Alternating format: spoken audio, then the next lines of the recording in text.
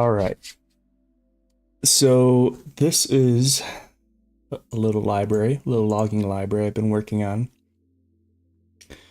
for the past few days, and it's come to the point that I think it's a great time to show you guys a little bit. So yeah, so we're just in a main ML file. So we have this OCaml main function, and what we can do is we can set a output. So we could by default echo will actually set to standard out. So we'll have standard out. So this is the default, meaning it'll just print to the console. So you don't have to do anything if you left this out. Your log messages when it print to file. So here we just specify a echo type here, the out type, and then the file path. So we have this debug log, and you'll see that it just stores it in our main directory. So we'll delete this for now because we'll recreate it in a second. And so back here, once we set that, that's all the configuration we have to do. We can have different levels of messages. So we can have trace, info, warn, error, fatal. Those are pretty standard for logging libraries. So I'll give you a little example of how this is going to, what this is going to look like. Let's see, we're going to run Dune execute the example main. So this is going to also build it for us.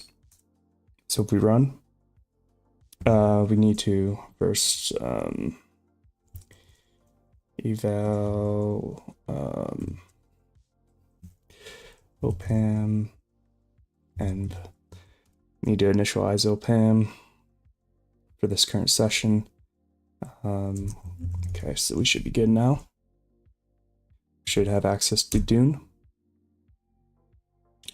And we need to be in the right directory.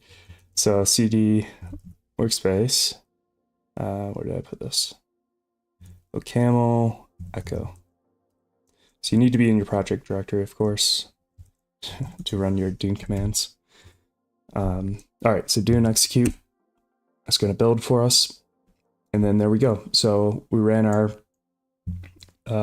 unit or main function from the OCaml side of things. And you'll see that we have colored prefixes here with the timestamp. I was working on potentially adding file and line names, which can be useful. However, the way the OCaml runtime is structured, it makes it difficult to capture the line and file at certain points. There are ways you can do it with like those PPX extensions you can write. So you could write something like this. There's the PPX here, I believe it's called, which basically is, if you're familiar with C, it's just like a preprocessor macro. At least that's what I understand it to be. So you could do here, and what this will do is this will expand to the file and line types, and then you can have those be parameterized by the trace function, so then you can access those types. But that's kind of verbose. I like it kind of simple like this, where you don't have to write after each log or each call to echo trace, writing the percent here is just seems like too much for now. So later I could add that, but right now I'm happy with just leaving that out. Yeah, so these are variadic, meaning, so what we do is we, like any printf function, you usually have like a formatting string.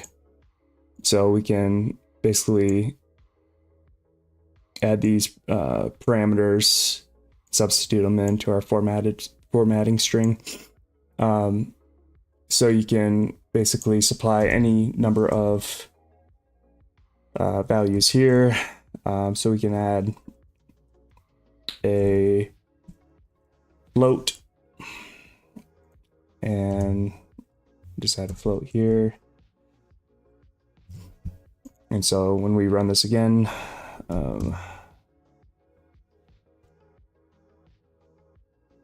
we now get that float, you know, and we can, you're familiar with this, you know, you can limit how many decimal places. Let's see. Oh, did I just close our terminal? Let's see.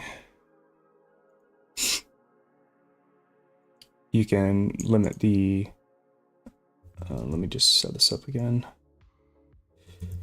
Workspace, OCaml, echo, oops, echo, and eval, opam. All right, and then we can run our there, and you'll see that truncated our float to only 2 decimal places. So basically has all your standard formatting that you would have with like regular printf. It's just in a much cleaner, nicer API. And then here we go. We've also generated this debug.log file that we specified up here. I'll come back to this dummy C function that has to do with our C library bindings. So if you're working with like a, let's say you're creating a game engine and you wanted to write the rendering in C and link that into your OCaml project. So let's say the OCaml side of things is like your ECS, your event system, things that don't require significant performance optimization. So let's say like rendering and graphics, that requires a lot of fine tuning. So it's much nicer to work with like things like Vulkan or OpenGL on the C side of things. So we can bind this dummy function, and then this library is set up to actually have bindings for this echo library into the C library that you're working with, if that makes sense. I'll explain that a little better later when we go through it. I just want to show you this Dune file. It's quite simple. You just include echo in your libraries, and then this dummy again would be your whatever system C library you're working with that requires logging. So this would be a renderer or something else. Yeah, so going on to the library, we have this OCaml file, and essentially what this does, I should actually probably rename this to something better than my trace callback. Let's do Let's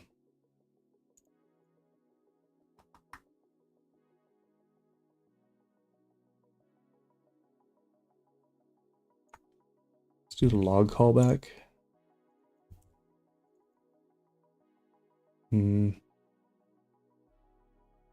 Actually, let's be consistent. I think I called it echo callback and on the C side of things, so just call it echo callback.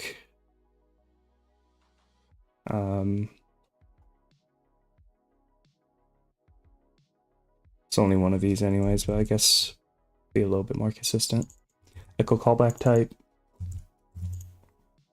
And okay, so essentially what this is doing is we are defining this function pointer on the OCaml side of things using this, using these libraries, the foreign function library and the ctypes library and ctype static.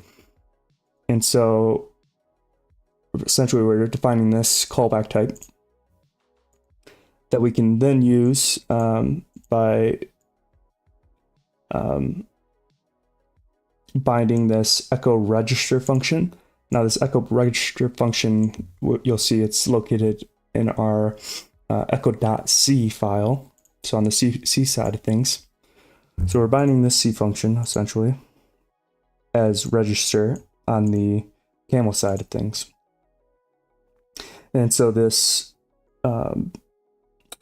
this echo register function will actually take in a integer, which will actually be the level type, which is the enum on the C side.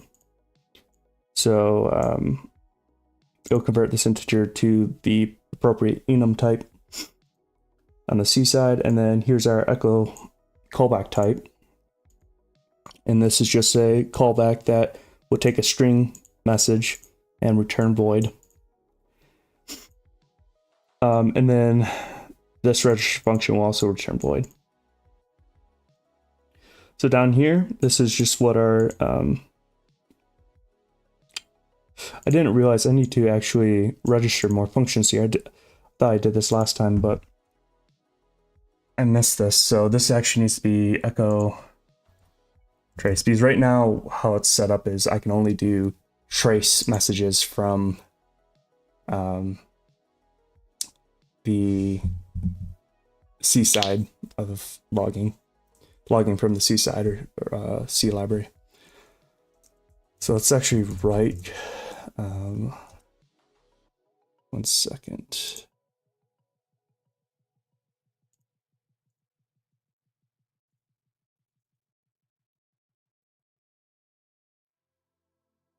Just need to forgot I need to do something.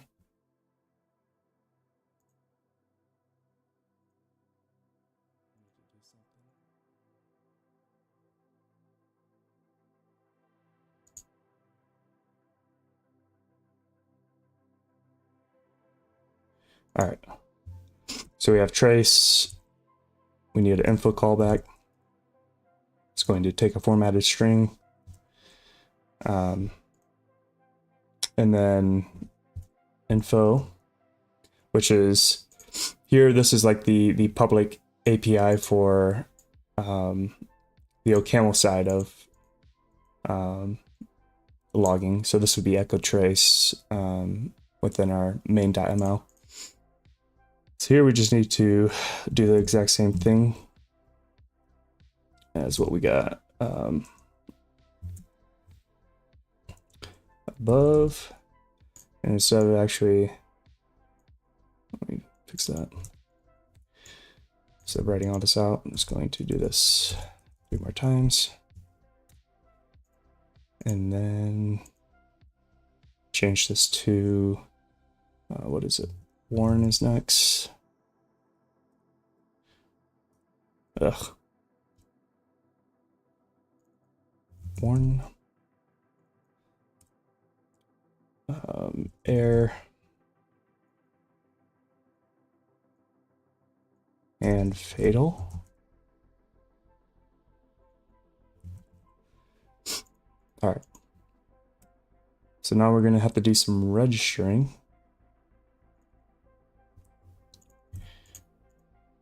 So here, this register function again takes an int, which is just going to be 0. We're just going to hard code that because there's not that many functions we have to register, just 5 of them, and I don't see this library getting much larger. This is just meant to be a very simple, lightweight library. So I think in this circumstance, it's totally fine. So let's copy this 4 more times and basically just do the same thing. 1, 2, 3, 4, 5, and then so 1 will be our echo info callback. The next one, 2 will be our warn, 3 will be our error, and 4 will be our callback, or our fatal callback. Okay, so I've done that now, so then we can actually test this in a second. Speaking of tests, I need to write some unit tests for all this. I just kind of put all this together just for the sake of getting it to work. Yeah, so then this is going to run when our main function runs. This is where I'm a little like, my understanding isn't great enough about the order of when these unit functions are called. Because this is our main. Let's say if this main function ran before this unit function was called, then we wouldn't have any of these registered, or at least this wouldn't be registered here. So we would,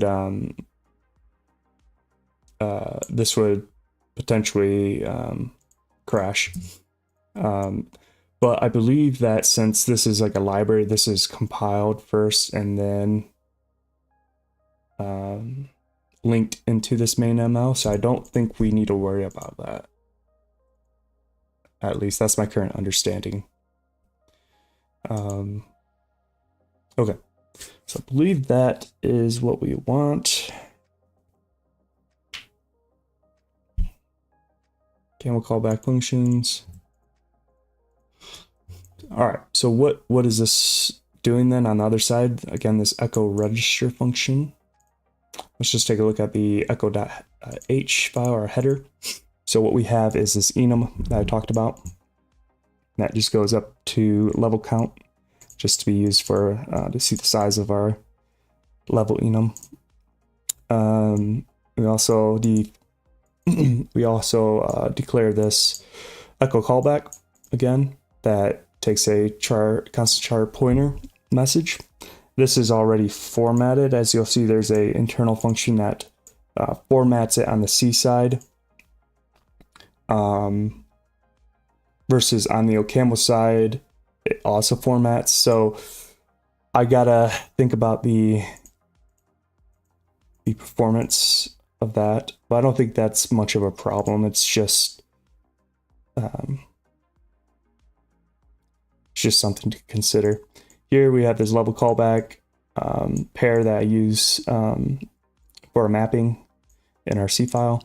We have the register function, and then we have the public echo log functions.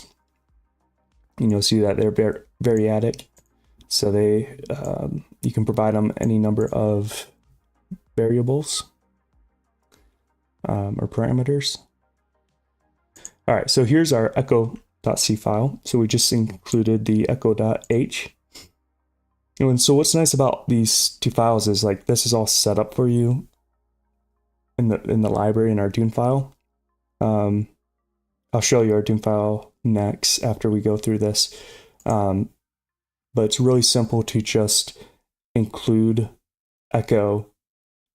You just have to include it in two places: your main OCaml project, and then whatever libraries that it's linked in, you just include it also in that Dune file. Will make more sense in just a sec. anyways, here's the map or registry. So we start off with just the enum value, and then a null value for our callback, because we have to register them. So here's our register function. We take in the level, which is that integer, and then our callback. And then as long as we're going to do just a simple bounds check, make sure the level is equal to or greater than 0, and the level is less than the level count, which is again here. So if it's within bounds, if it's an appropriate value, we're going to set this callback to the appropriate pair up here. So if the level is there, then it's going to set the callback there.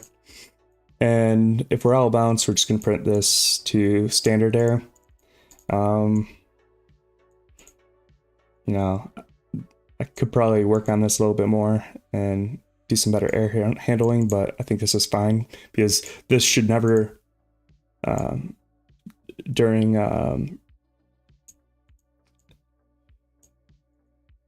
development, yeah, this could occur, but it should never really occur during someone else's development, if that makes sense.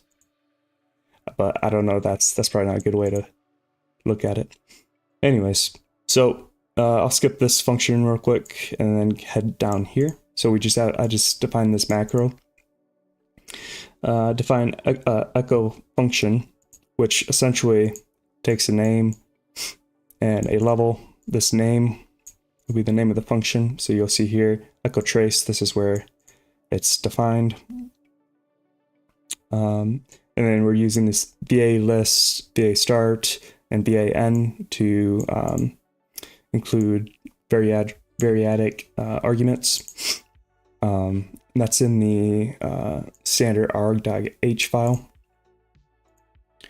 I don't need this assert include there. All right. Yeah, so that does that. So basically just to, I could write this out for each function, but just to keep it concise, I made this little macro. And so here we take our arguments and we call this other variadic function. Well, actually it takes a VA list, but echo log format, basically. Essentially we have this buffer that's created on the stack, set to a size of 1 KB. And essentially what we're going to do is write to that that buffer, and this is going to format those arguments, doing a bounds check here, making sure that our callback is not null, and then here is where we actually call the callback. So this is going to call into the OCaml trace or whatever level you're on function here, and it'll just do the same thing that we did on the OCaml side of things, which I still have to show you echo.log, but yeah, if the bounds check didn't work, or if the callback was null, then we'll just print standard log for debugging. Yeah, so it sends in the buffer, which is a char buffer, just as our string.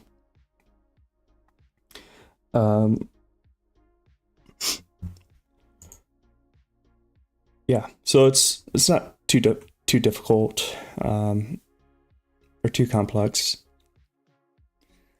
but I think it will be very useful just to have one singular logging system instead of having to have a C logger and a OCaml logger that are separate, that you have to include in both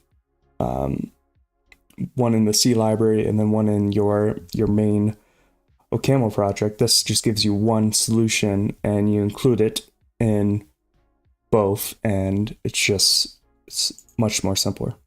Okay, before Dune again, I'll show you the echo.log file, which is just a standard formatting of the log message from the OCaml side of things. So essentially, all these level functions here, call this log function, provide the level that it is and the formatted string, which you'll see will actually, it's a format 4.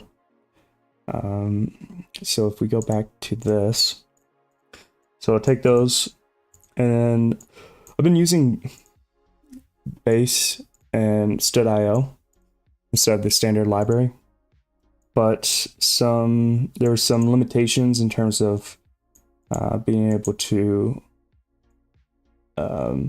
print to different channels. So essentially I wanted to print to standard out always, or standard error if it was set by the user, and then optionally have the user be able to set a out channel to a file. And I was having some trouble with that with the regular std.io functions. So essentially what we have here is a caseprintf function that takes this formatted string and passes it on to this function that we provide here. So we get this body, which is just our formatted string, and here on this line we get our prefixes. So our prefixes are this section here. So that's what we're formatting here. So we get the time from this time function, which is just going to use the Unix library to get the current time of day and make sure it's local. And then we're going to format that string and return it. So we get our time attributes. Each level has a attribute, which is the name and color. So we get those, and then we need to have a plain prefix and a colored prefix. Now we need both these prefixes because if the user writes to a file, these ANSI, I don't know how to pronounce it, ANSI, whatever, ANSI values that represent color values in the terminal, they will show up within your log file, and we don't want that. It looks really messy. So you just need a plain text without the colors for the log files. So we just concatenate time and our name of the level, add a space on the end, and then for the colored prefix, we essentially we use the level to get the attributes down here. Actually, I'm thinking here, this is just supposed to be that, or that's cleaner at least. So we use our attributes to get the level colorized. So what this is going to do is we apply level colorize to our attributes and then match it to the color within those attributes. And then we basically get this string concatenation with the color color string, and then this ANSI reset is basically just to make sure that the color doesn't continue on to the rest of the message. So we just want it to be within the or between, we just want the name to be colorized. So anyways, we get those two prefixes, we make a tuple that we return here. And then now we're going to start outputting it to the console. So this is going to output it to the out channel that's set here, which is a ref out channel set to standard out. We can set this to standard air via this here. So if you wanted to specify standard air, you can do that.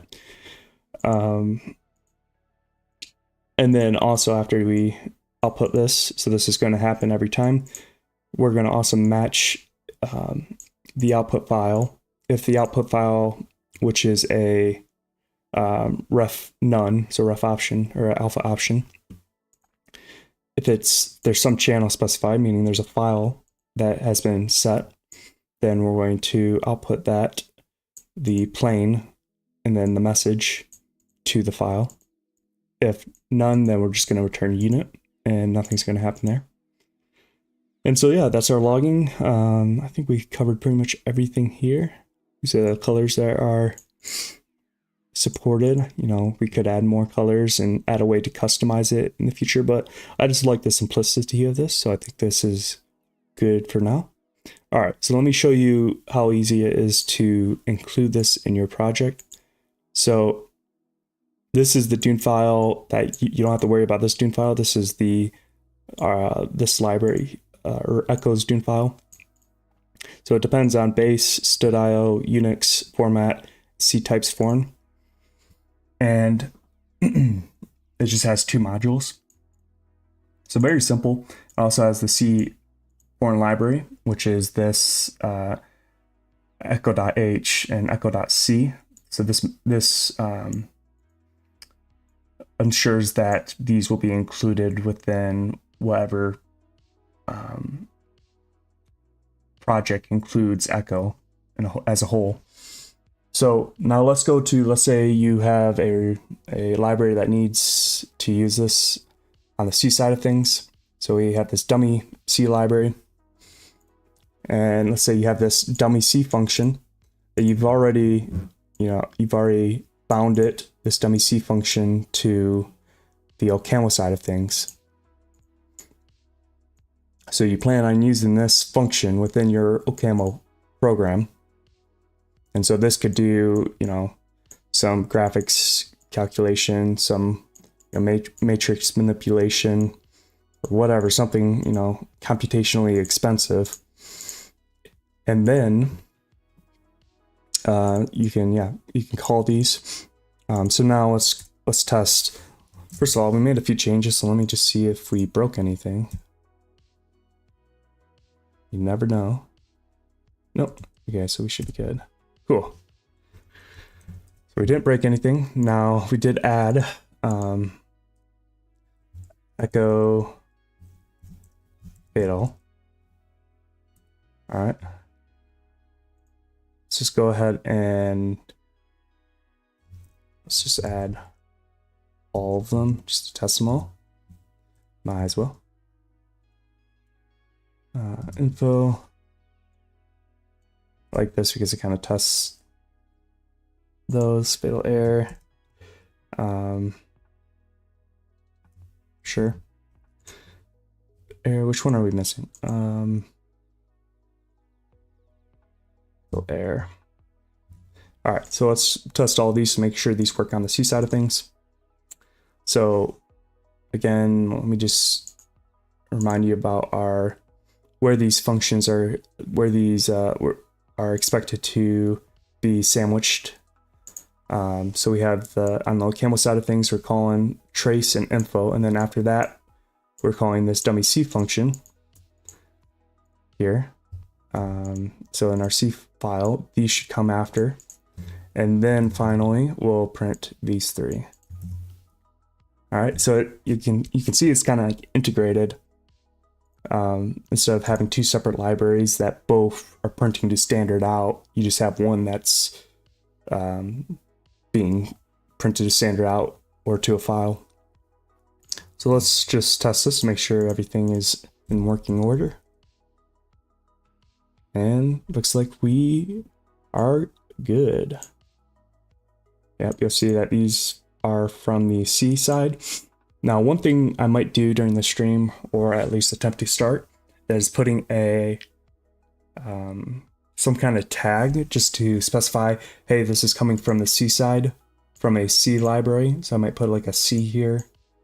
So then you can easily look to differentiate, and track down different where different logs are coming from. You can use tags more in general too, but usually you can just add a variable that that says if this is coming from dummy C function, and that's pretty much good enough. And that's why I don't think file and line names are necessary, even though they can be helpful. Okay, so how do you include this? How do you actually get this working with your own library? So you have this Dune file, which is the dummy Dune file. You have your name dummy, it just has one module for now. It's a foreign stubs library, so you have to specify foreign stubs, language C, name's dummy, and then all you have to do is include echo. It's that simple. So now echo will be available within your C library. And then on the OCaml side of things, so for your OCaml main Dune document, here's your main executable. All you have to do is include echo, and then whatever your library is, whatever your C library you're using or developing is, and that's it. So it's really, really simple. You don't have to worry about this file at all. This is all set for you. I think it works pretty good. I'm pretty happy with it so far. Like I said, there's still some more improvements we can do. But this kind of satisfies my needs in terms of having a single simple logging solution, because I plan on doing a lot of OCaml C projects. Like I have a C++ engine, and I'd like to rewrite parts of it in OCaml and leave, like I said, the graphics and matrix manipulation, all that kind of stuff within the C code. But I like OCaml because it's just super powerful. I feel productive when I write it. You can do a lot with a little bit of code. Yeah, let's see. Make sure this is all printed good. That looks good to me. So things I have to do still. Of course, I have to work on the documentation and testing. I don't know if I'll do that during the stream, but right now I think what I'll probably work on is the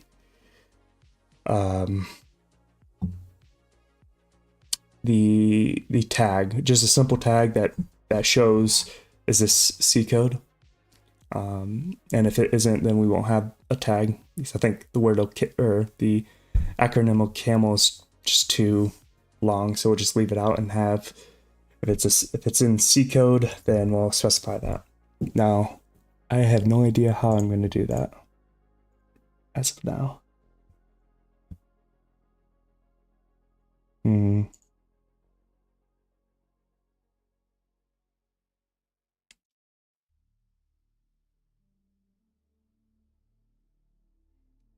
So we have the arguments here.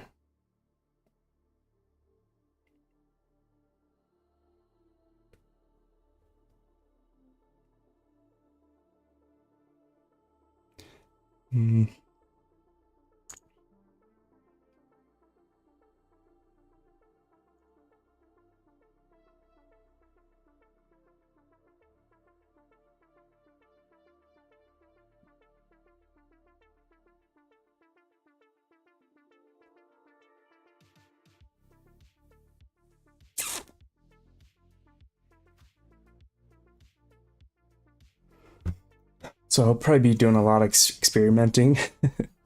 Don't watch me too closely, because I'll be I'm pretty much completely in the dark. I don't really use variadic arguments too often, or haven't. Just trying to see where it would be placed. Probably within our echo log f file. Here we are formatting.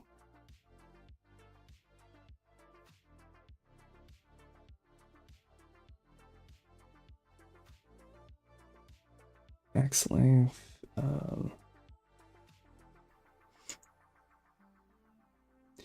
That's another thing I gotta, figure out is 1 kilobyte, is that enough stack space for, I think it's enough for most cases. I think the worst that's gonna happen is a truncation if you exceed that. But, this is mostly for debug logs. Now, if you have some like long, like, I don't know, JSON or something, we might have to worry about that. But right now, this is just a simple library.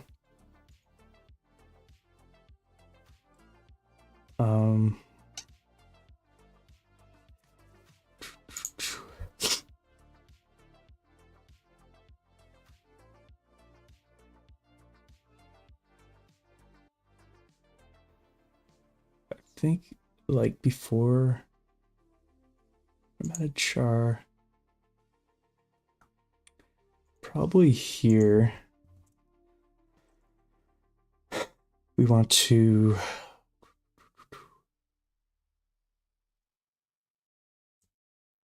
what do we want to do?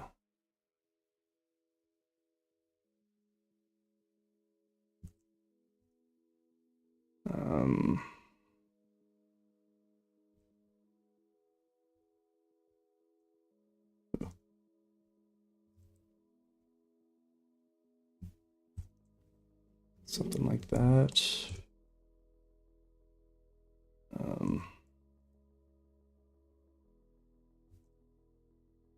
Oops. No, we don't want that. We want.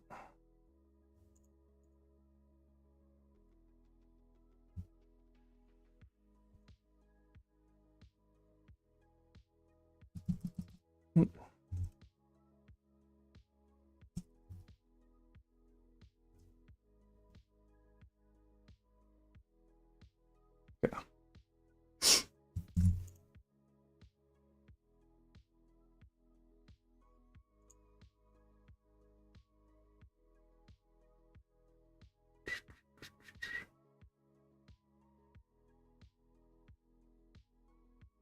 That's not gonna work. It's a const pointer. What are our string functions?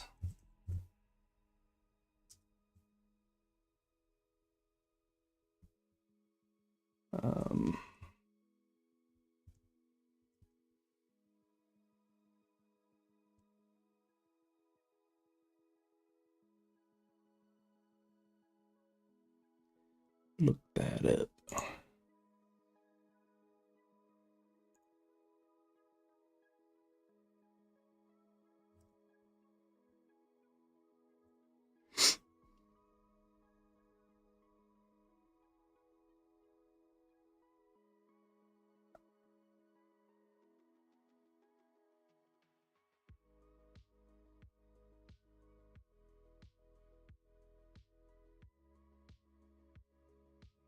Yeah, string concat.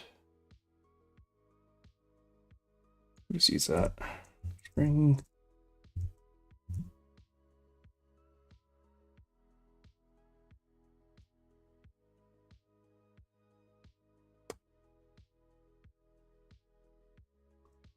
So we'll have the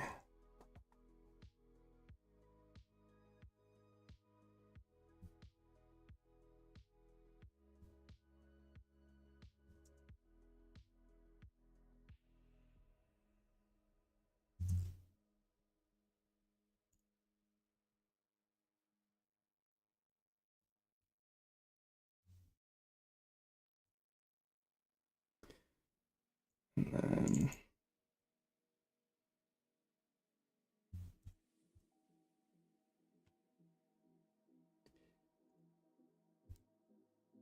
and cat.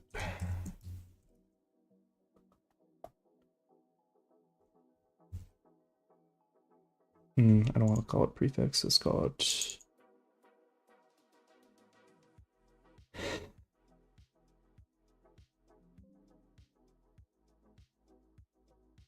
My battery's low. I thought I had this plugged in.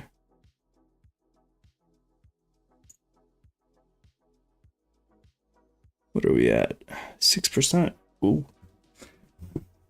All right, let me see if I can get this to work real quick because I don't have my charger right here. Well, I have it plugged in, it's just not the right charger.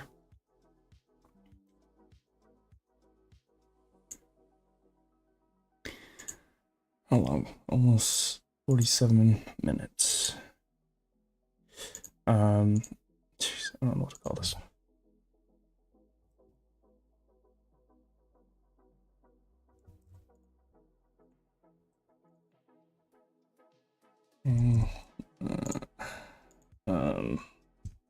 I might need to turn off Copilot. It's kind of driving me a little nuts. All right, so I guess we'll run that and see if we did that right. Nope, not at all.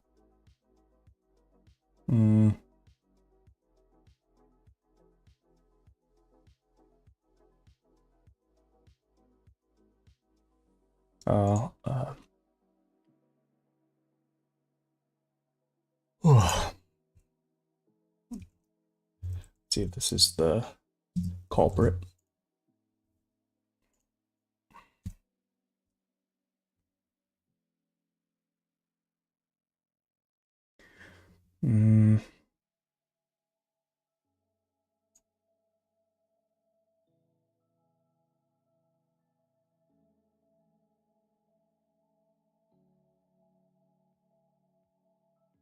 Should be.